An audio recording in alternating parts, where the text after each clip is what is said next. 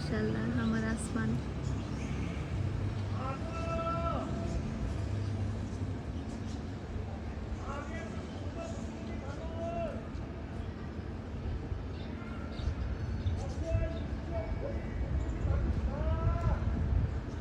বিষয়টা ক্যামেরা বন্দি করার একটাই কারণ, অনেক দূর থেকে উনি এত চিল্লাইতেছে, এতগুলা বিল্ডিং কেউ নামে নাই। আশেপাশে ঈদের দ্বিতীয় দিন যেহেতু বেশি মানুষও নাই এর ভিতরে, সবাই ঈদ করার জন্য বেশি বাহিরে গেছে হয়তো, তবে অনেকেই আছে। আসমান টিভি দেখতেছিল, তাকে অনেক বলার পরে